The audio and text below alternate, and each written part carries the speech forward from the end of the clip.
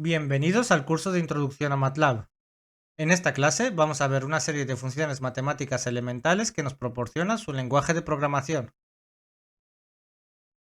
MATLAB nos ofrece una extensa librería de funciones matemáticas trigonométricas, logarítmicas, de análisis estadísticos, entre otras. En MATLAB, estas funciones pueden realizar los cálculos tanto con escalares, que pueden ser reales o complejos, como con matrices, cuyos elementos también pueden ser bien reales o complejos. Para poder tener un mejor conocimiento de cómo utilizar estas funciones, se recomienda al alumno usar el comando help o bien acudir a la ayuda de la página oficial de MathWorks. Toda función en MATLAB está constituida de tres partes: los argumentos de entrada, el nombre de la función y los argumentos de salida.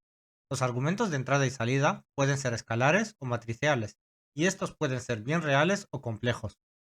Muchas veces podemos ahorrarnos escribir los argumentos de salida.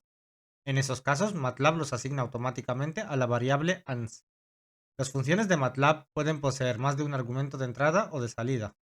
Esto es un ejemplo de cómo utilizar una función en MATLAB. Vemos que los argumentos de entrada van entre paréntesis, mientras que los argumentos de salida van entre corchetes. Si tenemos un único argumento de salida, no hace falta ponerlo entre corchetes. Tanto los distintos argumentos de entrada como los distintos argumentos de salida van separados mediante comas. Una cosa muy importante son las funciones que tienen más de un argumento de salida. En esos casos, si por ejemplo no les asignamos los suficientes argumentos de salida, estas nos acaban devolviendo menos información de las que podría habernos devuelto. Por tanto, es muy importante recurrir al comando help para conocer bien las funciones que se vayan a utilizar. Estas son distintas formas de utilizar la función sin, que nos calcula el seno del argumento de entrada, siendo este expresado en radianes. En el primer caso, usamos como argumento de entrada la variable a la cual hemos asignado el valor de pi medios en la línea anterior, y como argumento de salida la variable x. En el segundo caso, usamos como argumento de salida la variable x, y como argumento de entrada no usamos ninguna variable, sino que usamos directamente pi medios. Y en el tercer caso, como argumento de entrada usamos el valor de pi medios, pero no usamos ningún argumento de salida, es decir, no lo asignamos a ninguna variable. En este caso, vemos que la salida se asigna a la variable ans. MATLAB también permite usar funciones anidadas, es decir, llamar a una función dentro de otra función. O dicho de otra manera, utilizar como argumento de entrada de una función la salida de otra función. Esto es un ejemplo de cómo utilizar funciones anidadas, en la cual primero se calcula el seno de pi medios, y el resultado de esta operación se asigna como argumento de entrada a la función asin, y el resultado de todo esto se asigna a la variable x. Este fragmento de código también incluye un comentario en el que nos dice que el resultado debe ser pi medios. Si lo comprobamos, vemos que x es igual a 1,570796, etc., que es exactamente el valor de pi medios en formato long.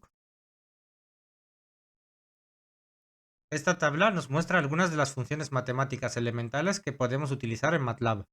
La función abs nos calcula el valor absoluto de su argumento de entrada.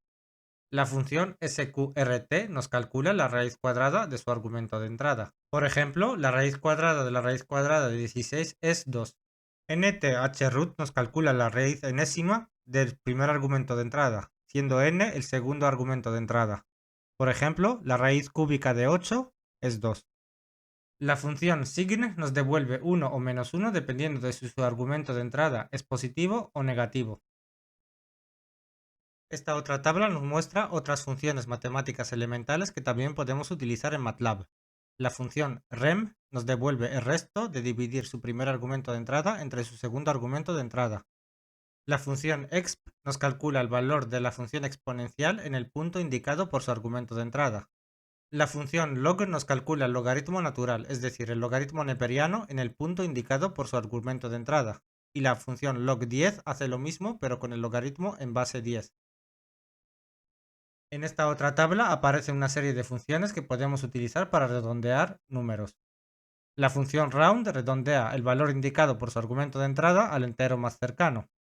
La función fix redondea el valor indicado por su argumento de entrada al entero más cercano a 0. Por ejemplo, si utilizamos como argumento 3,5 nos devolverá 3, pero si utilizamos menos 3,5 nos devolverá menos 3. La función floor nos redondea el valor indicado por su argumento de entrada al entero más cercano al infinito negativo. Por ejemplo, si utilizamos como argumento de entrada 3,5 nos devolverá 3, pero si utilizamos como argumento de entrada menos 3,5 nos devolverá menos 4. Y por último, la función ceil, que nos redondea el valor indicado por su argumento de entrada al entero más cercano al infinito positivo. Si por ejemplo utilizamos como argumento de entrada 3,5 nos devolverá 4, pero si utilizamos como argumento de entrada menos 3,5 nos devolverá menos 3.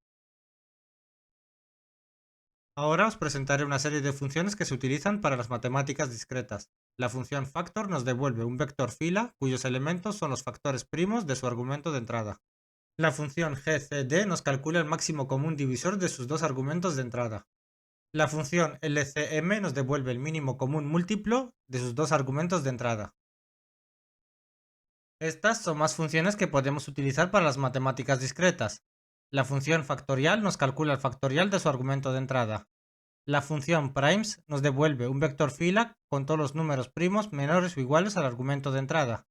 Y la función isPrime nos verifica si un número es primo o no. Es decir, si nos devuelve un 1, quiere decir que es primo, pero si nos devuelve un 0, quiere decir que no es primo. Esta tabla nos muestra una serie de funciones trigonométricas.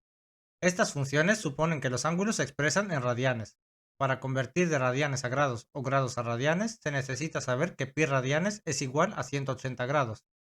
También hay funciones que pueden trabajar con los ángulos en grados. Son las indicadas en esta segunda tabla. Su nombre termina en D, que viene de degree en inglés. Esta tabla nos muestra una serie de funciones trigonométricas inversas. Estas funciones también suponen que sus ángulos se expresan en radianes.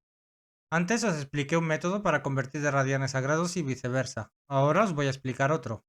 Para convertir de radianes a grados podemos usar la función rad2dec, con el ángulo en radianes como argumento de entrada, y el resultado lo podemos asignar a un argumento de salida que represente el ángulo en grados. Y para convertir de grados a radianes podemos usar la función dec2rad, con el ángulo en grados como argumento de entrada, y el resultado también lo podemos asignar a una variable que represente el ángulo en radianes. También hay funciones que pueden trabajar con los ángulos en grados, son las indicadas en la segunda tabla. Estas también terminan en una D, que viene del inglés degree. MATLAB también nos ofrece una serie de funciones hiperbólicas y funciones hiperbólicas inversas. En estas dos tablas se resumen estas funciones. En el caso de las funciones hiperbólicas, no trabajan ni en radianes ni en grados, pues no tiene sentido hablar de ángulos en el caso de estas funciones.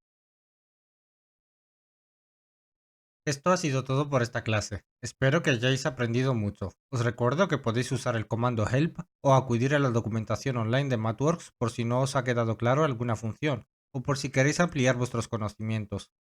Os animo a suscribiros y os espero en próximos videos.